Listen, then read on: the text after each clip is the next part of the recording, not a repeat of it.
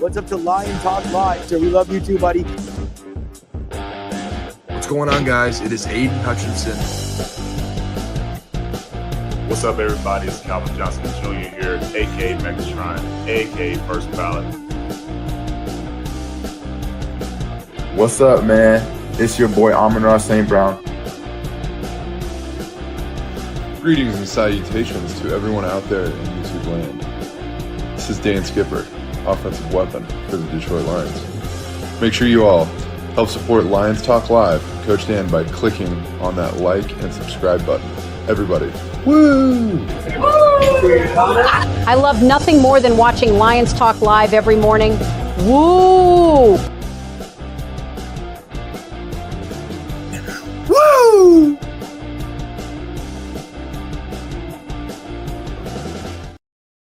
Well, greetings and salutations, everybody out there in YouTube land. I'm your host once again, Dan Thornton, and I want to thank you all for joining us here today. Lions Talk Live, and guess what? It's Monday. Camp has begun. We've got information. We don't have speculation, or at least as much speculation as we've had in the last few months. And yes, when you go to a Coldplay concert, your chances of getting divorced and maybe getting fired aren't ever completely zero, are they?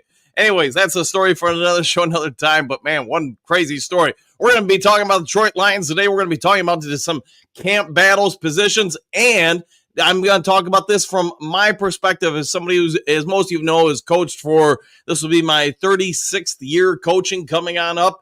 I think you get a lot of whole information from coaches day one of anything, any sport, where they put people, who they're giving reps to, when they're putting them with the number ones, twos, the threes. Those are something that are big tells that the coaches have spent the entire off season thinking about, preparing for. We're going to dive into that during the main topic of the day, but let's face it, the NFL season for the Detroit Lions is here. Some people are already behind the eight ball. Some people that maybe we didn't anticipate being favorites of the coaches have stepped on up. We're going to get into that, and we will have a special guest of the day, Anthony from Roar Lions UK. He's going to come on today instead of tomorrow just because of work schedule, etc.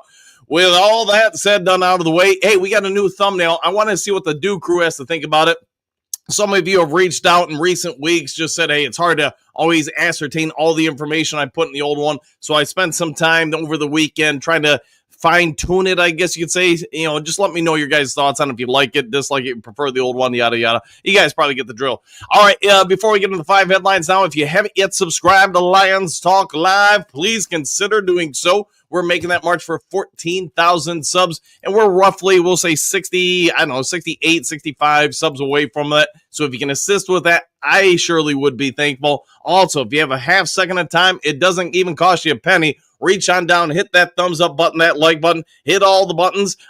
You might want to turn on notifications too, because during this time of year, as you know, with the season happening, there's going to be updates throughout the day. We have 3 videos yesterday getting you updates. So, you know, if you want quick notifications, go ahead and have that on. In regards to likes, we try to get every episode of the show between 200, 300, 400 or more. So if you could, hit that thumbs up button, that like button, hit all the buttons. Last but never least, if you are considering or buying, selling property anywhere in the continental United States, or let alone the state of Michigan where I reside, give me a call, shoot me a text. You see the number on the screen. Something I've also done for over 30 years is be a realtor. So if you want somebody who's going to not overcharge you, watch your back, make sure you don't step on any proverbial landmines, go ahead and give me a call, shoot me a text, and we'll have a quick conversation. All right, all that done, said, out of the way, let's get the show rocking and rolling and going with 5 headlines now.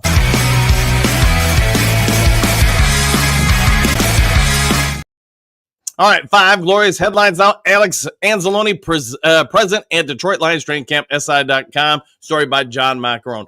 We did hear, I want to say it was Saturday, there were some reports, you know, even some of us on YouTube came out there questioning if Alex Anzalone was there, whether or not he reported. You know, I was glad at the presser that MCDC came out and squashed the bug on that super quick, said, hey, Alex is here. What'd you expect? Yes, he didn't go to OTAs. He didn't do it the year before. I think we covered that ad nauseum during the offseason. Alex Anzalone, is he going to be the happiest dude in camp? I don't know. You know, we're going to have to wait and see. I get he wants a new contract. I also get a lot of the Do crew and everybody else in between has been speculating maybe this is a big telltale sign from Brad Holmes that maybe Anzalone's future after this season isn't in Detroit. We all know there are a gajillion players that need new contracts younger guys drafted by the Lions, stars. I mean, let's face it. You are seeing one of the most prominent, well-run organizations in sports. It's not just the NFL. It's not just the Detroit Lions. In all sports, the Lions draft so well that they have to keep giving out big contracts. Alex Anzalone, I think he's a favorite son of Lions fans, at least nowadays. But unfortunately, he's going to be 31. When the season's over, he's going to be inching in on 32. And you know what? Maybe he's just not a part of the Lions' future.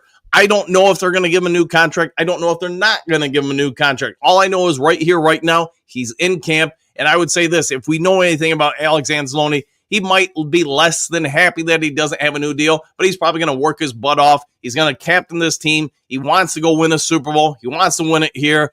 I think we all need to just focus on that for now and let the contract situation be handled by his representation or anybody else, because really at this point, there's nothing he can do it. There's nothing I can do about it. Nothing that anybody in the Duke crew can do about it. He's just going to have to play his way into a new deal, whether it's in Detroit or somewhere else. It's the reality of this. All right, NFL analyst proclaims Lions will be just as good even without Ben Johnson. Silent important story by Cam Ellis. So you're hearing more and more in the national media jump on this boat. We talked about it yesterday with Cam Newton, who's got his own YouTube channel. I think it's called 4th and 1. He was really complimentary about the Detroit Lions, everything they're going to do. But as you guys know, NFL analysts are starting to get in real full gear as far as the NFL season, because it is by all stretches of the imagination here. Yes, there have been a ton of people all off season kind of speculating that the Lions are going to take a step back because the coordinator changes, yada, yada. But you are starting to see more and more people, including Pro Football Focus on this one, saying, not so fast. Vegas is giving odds on what they think of the Lions. Depending on where you go, you see them getting anywhere from 10 to 12 wins this year. That's the expectations out of the place that makes more money off this type of stuff than anywhere else on planet Earth.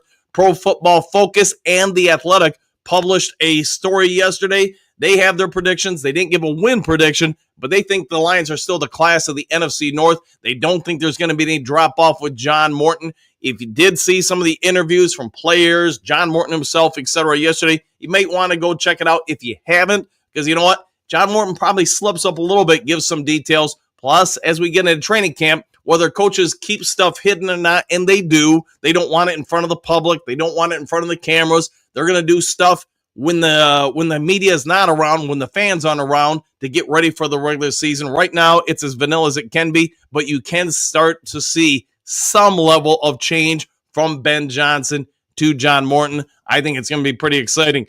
Check out those stories. I think you're real good reads if you got something to do with a little bit of time to kill on a Monday. All right. Next to 5 headlines now. Lions rookie suddenly becomes biggest X factor after tough injury blow. ESPN story by Matt and Sydney. And I think you're spot on with this. We all know, at least I had some expectations for Levi Onwuzurike. Maybe some of you did not. Those expectations are going to be shelved for the foreseeable future. He's not coming back this year, per Dan Campbell himself. We did have a breaking news story on it yesterday, and it's too bad. The nice part is for the Detroit Lions, it's never nice to lose anybody, but the Lions have phenomenal depth at the defensive tackle spot. The Lions rookie suddenly becoming the biggest X factor. It's Williams, the first-round pick, Tyleik Williams, him and DJ Reader. Probably going to get some massive run here at the start of the season, training camp, etc. I would not in any way, shape, or form expect those guys to be in the preseason games. I think at this point they're just too vital. But Lopez, amongst others, Chris Smith, Miles Adams, I think these guys are really in camp battles for those backup spots. I do think the Lions are going to keep 4 defensive tackles this year. We'll see if that holds water when the 53-man roster cut down happens. The other part, all eyes will be on Broderick Martin. But Williams, for those who don't know, he looked pretty dang good yesterday. And they don't have pads on. It's a little limited still. But from early watching, just paying attention to the videos, how he's using his hands, his footwork, winning leverage, etc., he doesn't look bad at all. And he looks a lot more athletic than I think he gets credit for. This could be a real nice pickup for the Detroit Lions. I know there were some fans during the draft that were kind of, hey, it's not an exciting story getting Tyleik Williams, but I think at the end of the day, when we get through year 1, we might all be real dang thankful we took him. All right, next to the 5 headlines now. Enos Rakestraw Jr. injured at Detroit Lions training camp practice. Story by Rainer Sabin of the Detroit Free Press. I know my brother Tim and also Hutch Jr. got this story over to me yesterday. We already did a few stories at that point during the day, and I was like, I don't really want to do another one. It sounds like it hasn't been a significant injury. It sounds like a chest contusion. So those who don't know, he was taken off the field. He slammed bodies with somebody, and I don't remember who it was off the top of my noggin. But at any rate, it was a pretty nasty hit to start off training camp. Yes, he took him down, but yes, he got a little bit of contusion on his chest. My guess he's going to be sore for a couple days, but you know what? He'll play through it just like everybody else in all training camps. Guys are going to get beat up. Your bodies aren't used to that contact after several months off. It's going to take a little time for the bodies to kind of get numb to it. I think Rakestraw, though, is positioned to have a pretty good year. I hope I'm right. All right, let's go to the next in the last of the 5 headlines now. A little bit of observations from training camp. I'm sure most of you guys have researched this on your own, but there are a few things to talk about. Hooker shows some nice flashes, but also shows some problems we're used to. And that's, you guys probably saw the story we put out yesterday. If you didn't see it here, you probably saw it somewhere else. Hendon Hooker is going to be the number 3 quarterback, at least as of right now, for the Detroit Lions. Now, he's got all the tools. He's got all the talent. He's got all this, that, and the other thing. He has moments he looks absolutely like a first-round pick. You heard Hutch Jr. talk about that yesterday.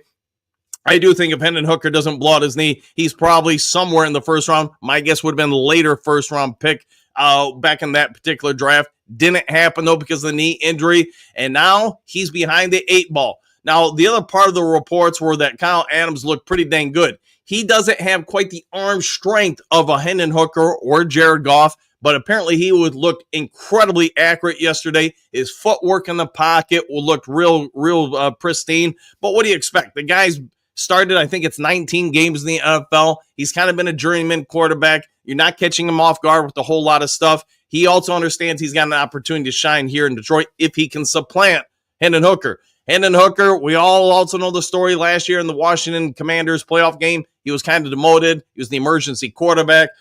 Teddy Two Gloves came in to be the backup quarterback on like 15 minutes of practice work.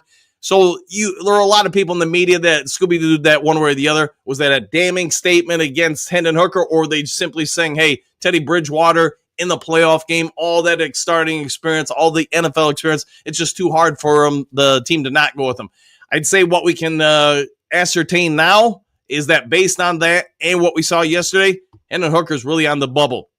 All right, Goff had some rust. Goff did have a little bit of rust, but you also have reports that after the first couple minutes of camp or first few reps, he looked pretty good. There were a lot of reports saying he had mid-season form. He was hitting some dimes. I know there was one particular deep shot he threw down the left sideline where he hit a receiver in stride for a touchdown over a jumping Amik Robertson who tried to bust up the play.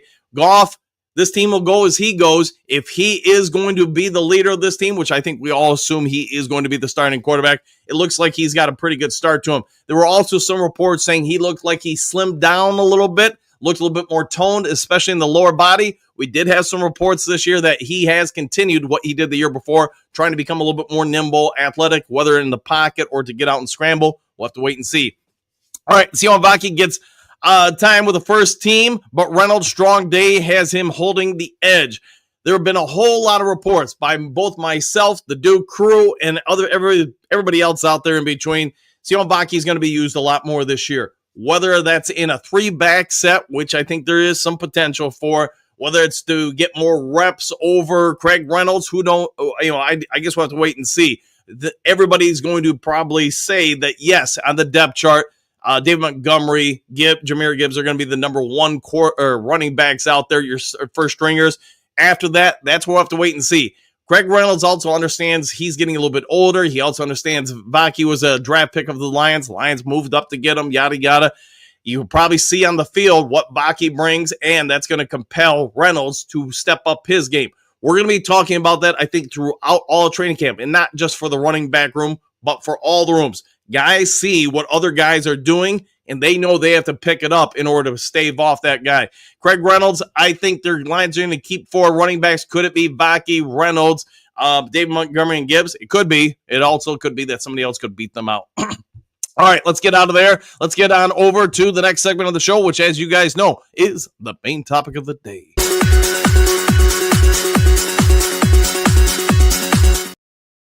Main topic of the day, we already kind of talked about it with Hendon Hooker, but now let's analyze some of the other surprise moves by the Detroit Lions and the coaching staff. We all assumed, maybe I shouldn't say we all, but a lot of people assumed Marcus Davenport was going to be your number one defensive end opposite Aiden Hutchinson. And while he did get some reps and everything, if you guys saw today's thumbnail, a lot of you are going to ask who that is with a circle on him. That's Nate Lynn. Nate Lynn, most of you know. If not, let me bring you up to speed. Brought on by the Lions last year, had some moments where, he looked fairly decent, but yesterday he got a whole lot of reps with the first string unit. Why is that? Well, let's analyze Nate Lynn. Is he a bigger defensive end like the Lions typically like? When he reported last year, I don't have his official weight for this year yet, but when he reported last year, he was roughly 260 pounds. So kind of prototypical what the Lions want, somebody between 260, 270, opposite Hutch, set that edge. Word is, though, that he's beefed up a little bit while reducing speed, getting a little bit faster. Nate Lynn did come in, depending on which outlet you look at, somewhere between a 4.65 and a 4.78. So not blazing. 4.65 isn't bad for a big end, though. So he did get a lot of reps. It sounds like from multiple different reporters, including Jeff Risden and guys there, that he looked pretty good. He set the edge, and he turned the edge, getting after the quarterback and then the running back. Nate Lynn, could it be that the Lions see something in him that we didn't know about before? If Lynn pans out, he does add a little bit more athleticism versus some of the other bigger ends out there. I think if he's really getting first-team reps already, that tells me MC, DC, Calvin Shepard, whoever else you want to list, saw enough of him in the OTAs, in the offseason, and last year to think this guy might have something there. He's obviously got the size. He's got some wheels, etc. We're going to want to watch this, I think, throughout training camp because we all know the usual suspects are going to be listed as far as the Lions' defensive edge rotation. Aiden Hutchinson, Marcus Davenport, Ahmed Hassanin, who also sounds like he had a pretty good day yesterday. I want to go watch that throughout the week to see if that corroborates and continues. But early pulls on him, I think we all know what we're going to get through Ahmed Hassanin. You're going to get somebody who's going to run through a wall and beat you up with a billy club trying to get to the quarterback. The other person I thought was really interesting when it came to reps and when they were placed, and that would be Ian Kennelly. I know Attila the Hun's going to be happy about that, along with a number of the other people in the Dew crew.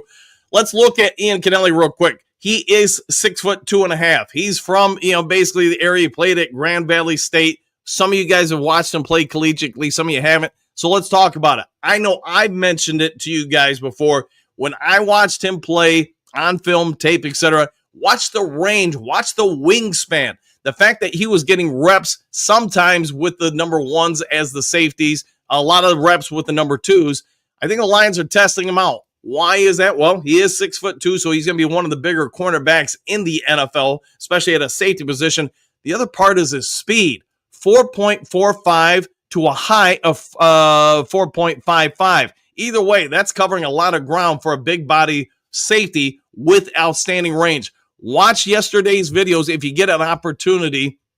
Seeing the highlight reels, the ones with Ian Kennelly, check out his ability to locate the ball even when he's in man-to-man coverage with some of the Lions. I mean, let's face it, Lions got some stud wide receivers. The fact that they're asking him early in camp to pick guys up when you're maybe trying to massage a younger player or undrafted rookie players' confidence level, Lions coaching staff didn't wait at all. They said, hey, you want to prove that you should be here? Go out there and cover this guy. Go out and cover that guy. And he does. It doesn't mean he didn't get beat. Sometimes he did. But also there were times he turned, found the ball, didn't pick it off, but also made a play to make sure the receiver didn't pick it off. Or take off with it. So we're going to want to watch those two guys. And I think there's some other guys out there.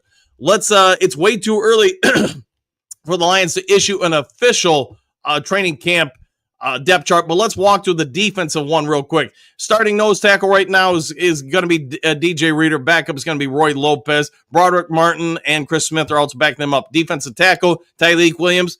that crazy Irishman, Pat O'Connor, and then reserves. Pat O'Connor will back him up along with reserves, Miles Adams, Rockwell, man, I can't ever say his name, Williams. Defensive end, Aiden Hudson, Marcus Davenport are currently penciled in as the starters. Alaquin Muhammad and Med Hassanin are listed as backups. Now, with that being said, Nate Lynn got a lot, I shouldn't say all, but a vast majority of the first team reps out there. So that depth chart's probably already going to get updated in about a week or so when they do the next updates.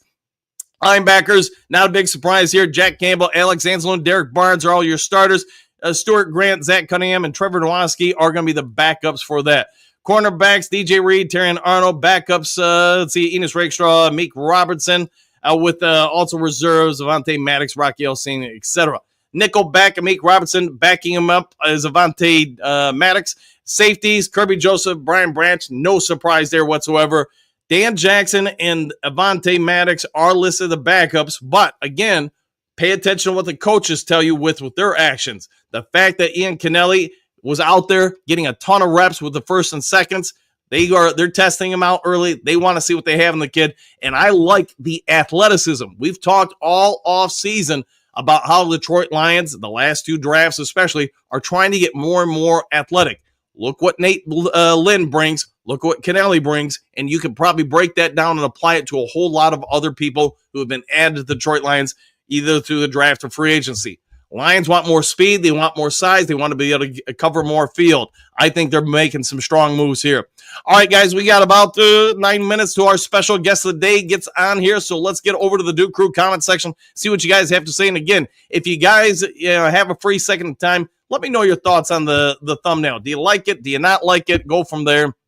I try to have some people work with me to help develop that. So hopefully you guys enjoy it. If not, we'll go back to the old one.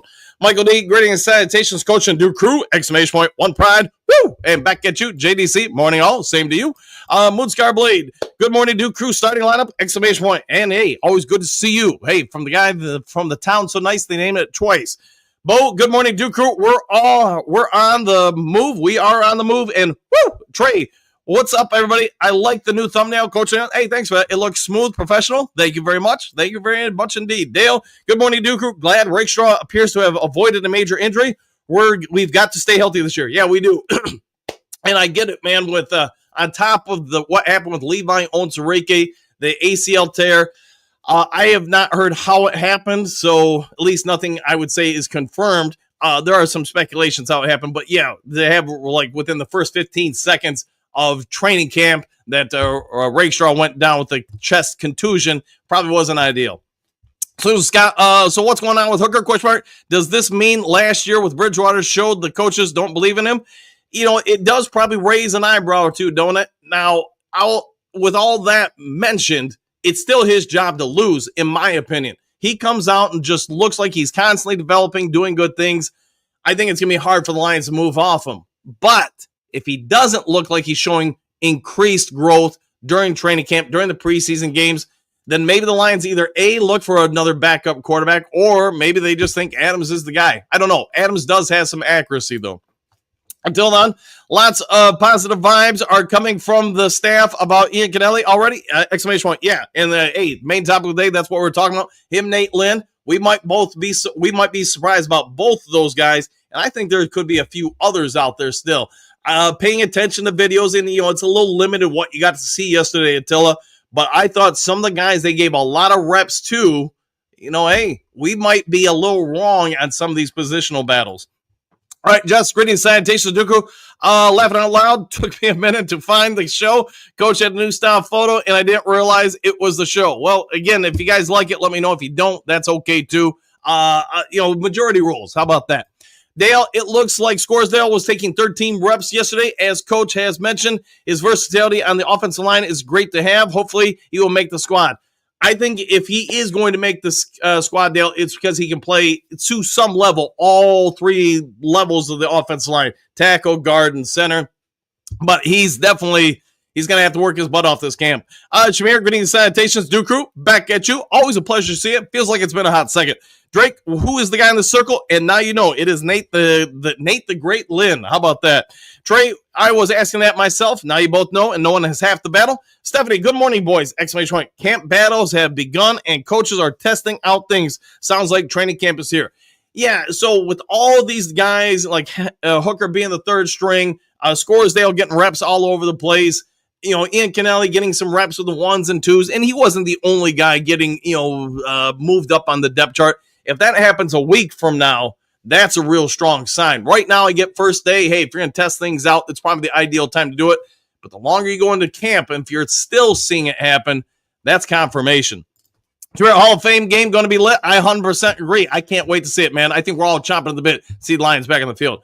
The 302 kid, good morning, Coach and Duke Crew. Coach, it is time for the Lions. Looked at the strength and conditioning coaches, question mark. Levi is a big loss. It is a big loss, without question. I love the way he was playing towards the end of last year. Everybody's asking, how did this happen?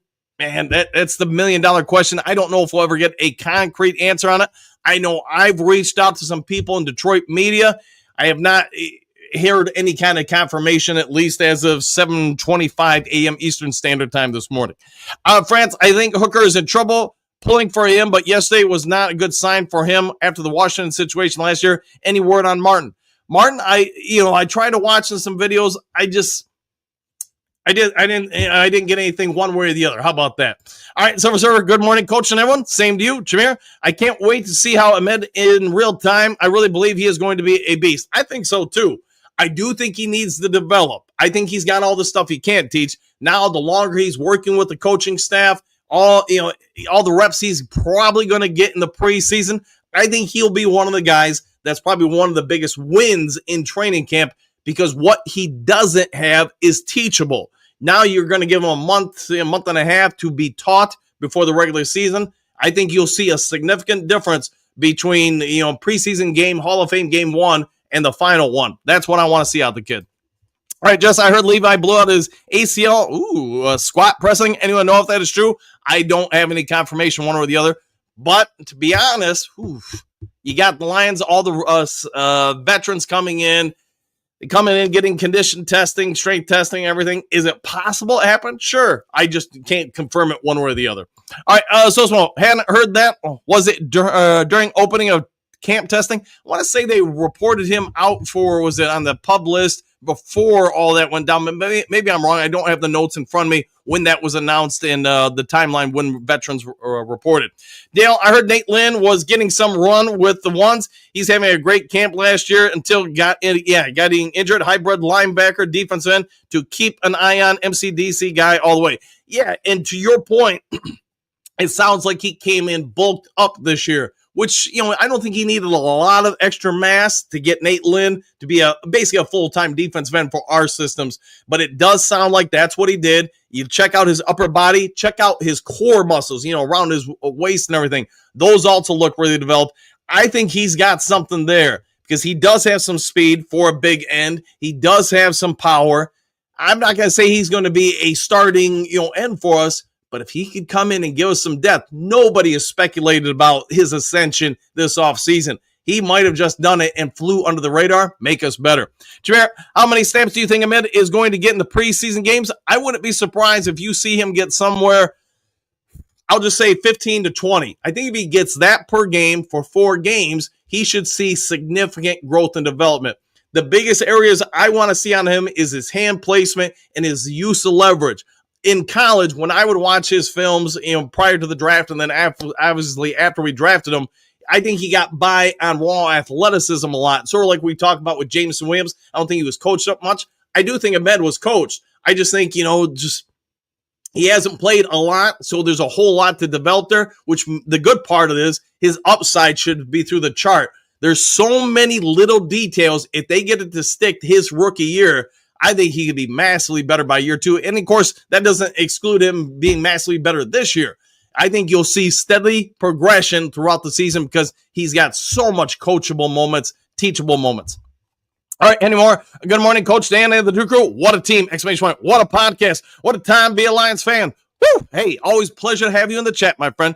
Silver Server Coach, I heard Dosa Dion suggesting this idea that Vaki could play fullback, having hitting capability, catching and running ability. I like it. The idea is lighter but versatile fullback. Your comment? What we have talked about, I want to say it was yesterday or the day before, Silver Server, we were talking about, I do think you're going to see some three-back situations out of the Lions. And, I get that's kind of high school or lower-level college stuff, but in the Lions situation, Vaki and Gibbs can be flexed out to receivers and I think cause severe matchup problems for linebackers, even a lot of safeties. So that would be good. Could Vaki lead? Sure. Could David Montgomery lead? Sure. I don't think you have Gibbs as a lead back.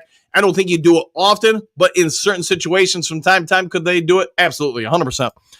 Black J.R. Jones, good Monday morning. Duke Crew, grit. Who doesn't love the grit, my friend? Good morning to you. Silver Server, heard also Dan O'Connor playing some defensive end snaps. That's famous big end. Yeah. We've been speculating, I want to say, with the Duke Crew all off season. I do think part of the plan for the Lions this year was to have Levi play the big end at times, and he did it last year, to be fair. Dan O'Connor did it last year for us, and I do think he'll do it at times. I think the Lions' primary focus hasn't changed during the time of MCDC. They want a big line that shuts down the run and makes you one-dimensional or fairly one-dimensional on offense. The downside of that, have we always had the ends that could get after the quarterback? We all know quarterbacks have had some time against us, but we have forced teams to be fairly one-dimensional. I do think O'Connor is going to probably shine pretty well. I think you'll see a couple other guys. I've already told you guys, it's my anticipation. I think you'll see Aleem McNeil and maybe even Tyleek Williams at times is a big end because they do have some athleticism. Shut down the run first, for sure. Get to the quarterback second. All right, guys, it's about that time to bring over our special guest of the day. He's warming up in the bullpen. He is the Brit with grit. He's the guy from the other side of the pond. Let's go on over to Anthony from Road Lions UK.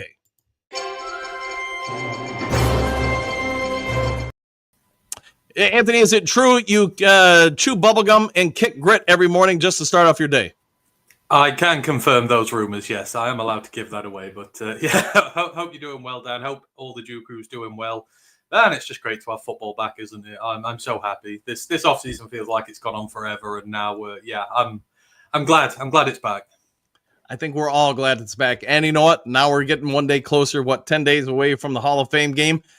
Let's talk about Detroit Lions. Yesterday, we all know the news with Levi Onwuzurike. It's unfortunate. Where do you think they go to fill in that spot, or do you think we already have those people on staff? I don't know. For me, it's a very worrying situation. Between Levi and Aleem been out, we've lost 100 quarterback pressures from the interior last year. That's a lot to replace in this team. The trouble is our entire core of interior pass rushers are gone now. Aleem's out till November, probably not going to be fully healthy till well into December by the time he's game fit again. Levi's out for the year. Wingo's been on PUP for God knows how. He's not played football in forever. They're your only interior pass rush guys. That's it. You're gone. And we've got a problem at edge 2 because no one's stepping up for edge 2 at the moment. And we've got Hutch coming back off a broken leg, and we're going to need Hutch to perform like an all-pro going into next year. We need to pressure the quarterback, and right now we've got precious little avenue to do that. So this is really, really worrying because, the guys that are left, none of them are natural pass rushers. Not one of them. Roy Lopez is a nose tackle. He's got 3 sacks in his entire career. DJ Reader has never had more than 3 sacks in a season in his life. Broderick is not a pass rusher. Tyleek Williams, he's a rookie. And I'm not just going to say, like some people go, Tyleek Williams will ball out and be an all-pro this year. That's just not fair on the kid. He's 330-pound D tackle. That takes a lot to start being a very good pass rusher in this league. So There's no one on this roster right now who can do what Levi does. And we've got a big spot of bother now because we're going to struggle to create pressure through the interior, which is going to create problems for Hutch and the other edges on the outside getting to the quarterback. So we're now going to need to find a way to deal with this. I mean, I'm now more in favor of going the old 3-4 route here. We've got nose tackles. You got big ends who can masquerade as 5 techs, and then you've got Hutch, Hassanin, Barnes, speedy guys like this you can use from your outside linebacker positions. Bring Branch up, do things like that. But this Levi one's it creates a big problem for us in the short term. So like I say, just all that pass rush ability from the interior has gone right now. And, the only way we can say we've done is this person has a great year, that guy has a great year. It's a stretch right now. And these expectations, we should just play on guys to be this great right away. So let's talk about some of the things that happened yesterday in camp. We all saw that Hendon Hooker was the number 3 quarterback. We also saw Nate Lynn. We talked about a little bit during the main top of the day. Got a lot of runs with the first team unit. Do you think maybe there's something to Nate Lynn that maybe we didn't know about last year? That maybe he's a diamond in the rough? I mean, from what I remember, he had a tremendous training camp last year, and he balled. Did he not get 3 sacks in one of the preseason games or something like that? He did really well last year. Now, obviously, it was a UDFA out of William and Mary last year, so you've got to keep your expectations in line for him. But he showed out really well last preseason, and if he's going to start showing out well this preseason, Edge 2 is available. No one's got that spot. No one has the right to that spot right now. No one's earned it. Davenport's not earned it. Pascal's not earned it. Hassanin needs to earn it.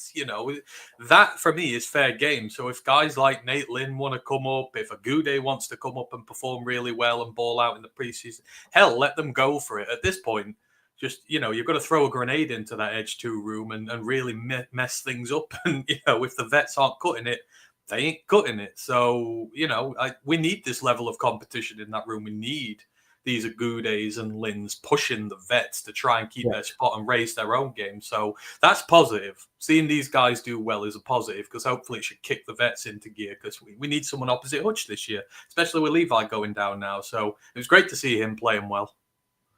What do you think about Hendon Hooker? Because we all know, like I mentioned earlier, he was the 3rd string quarterback yesterday. We all know the story about last year's playoffs. They went with Teddy Bridgewater after 15 seconds of signing him to be the number 2.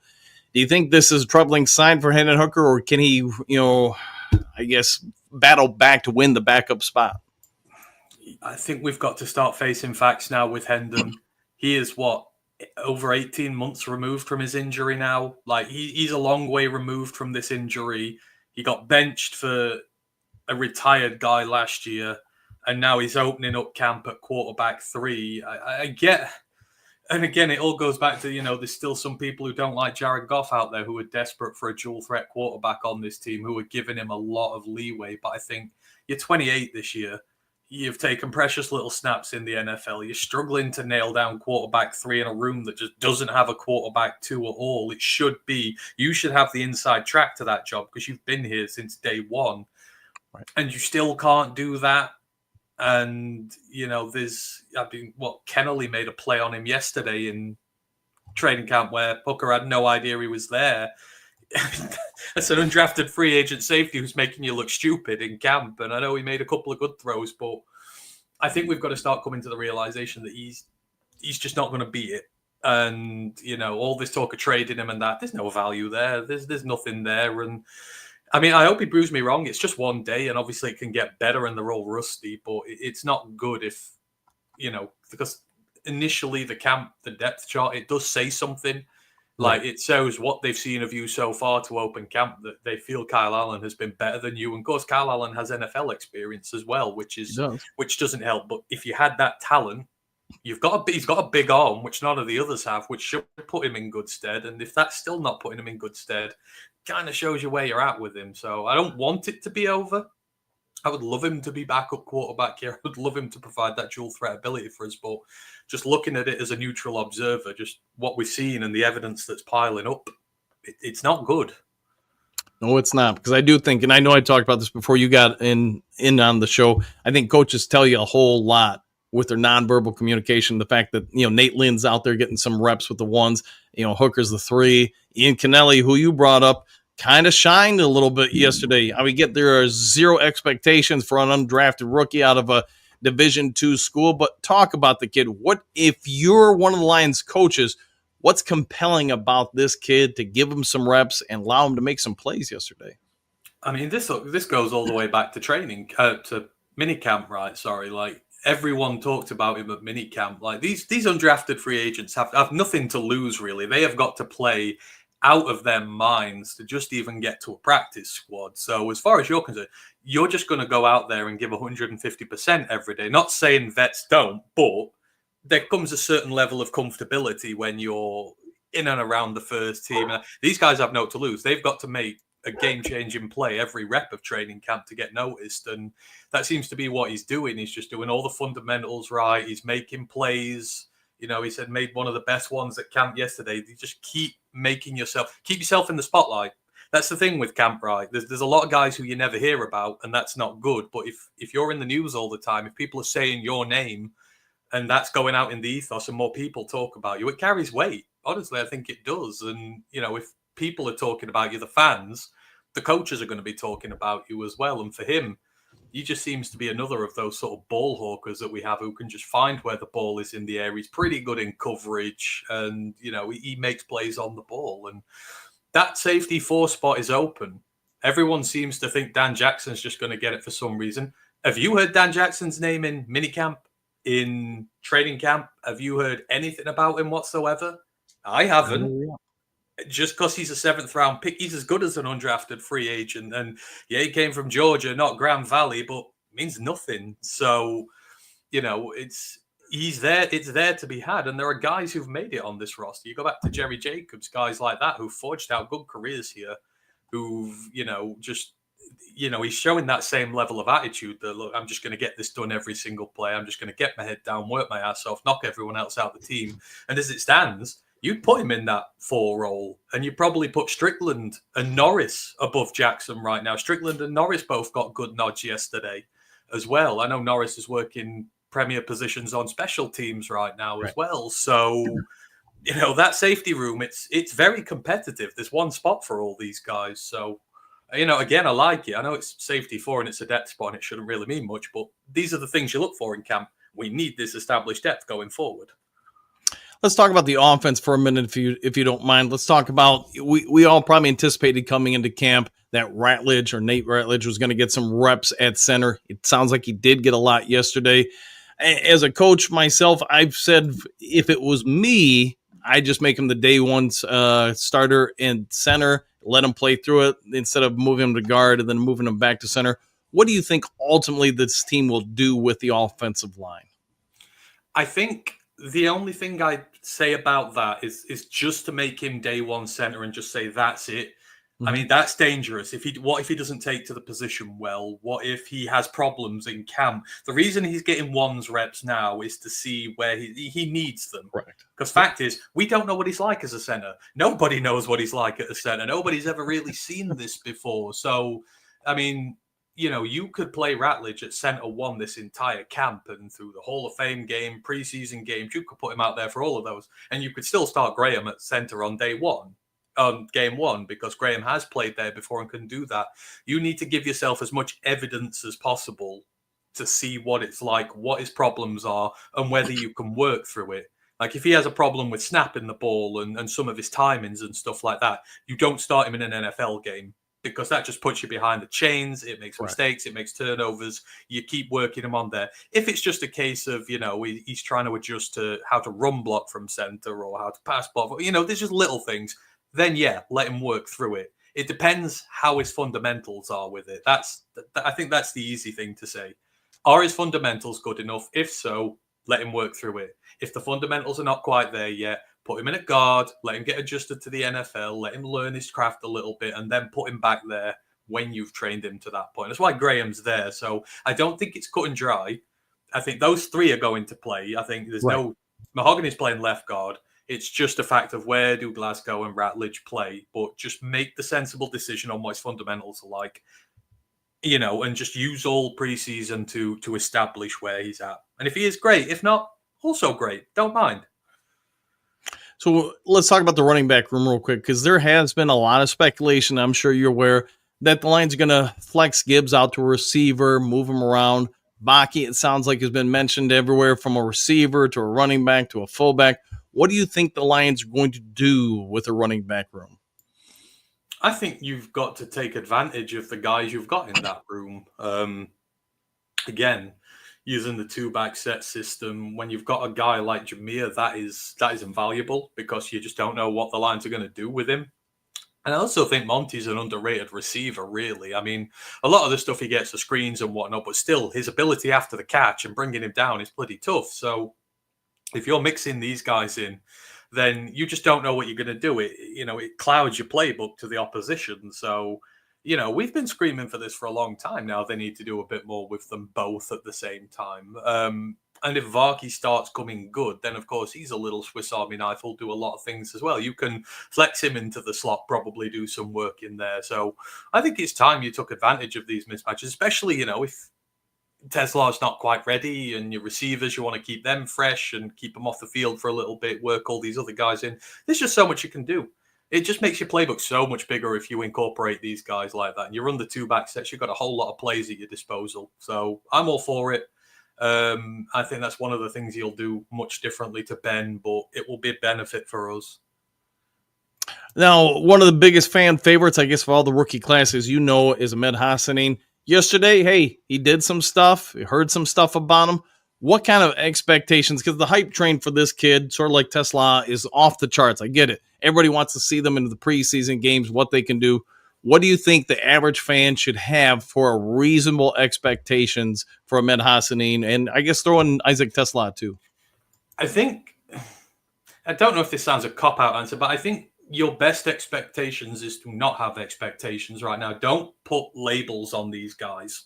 Because if you start putting labels on these guys and they don't start meeting those labels, then we end up with Terrian last year, people turning on them after a month. Like everyone was saying, Terrian's going to be a lockdown corner. He's just going to lock all these guys down. He's going to look great. Beat writers wanted him benched after a month. People were calling him a bust after a month, saying, oh, we could have drafted this guy here, there, and the other. So I generally tend not to try and put labels on. Like I don't want to with Tyleek and Ahmed on the defensive line because, frankly, we could really do with the pair of them having really good rookie years, making the all-rookie team. That would make life a lot easier for us. But I don't want to say, oh, Ahmed's got to go out there and get half a dozen sacks this year or, 6 to 10 sacks because we need him to, because that's just not fair on him.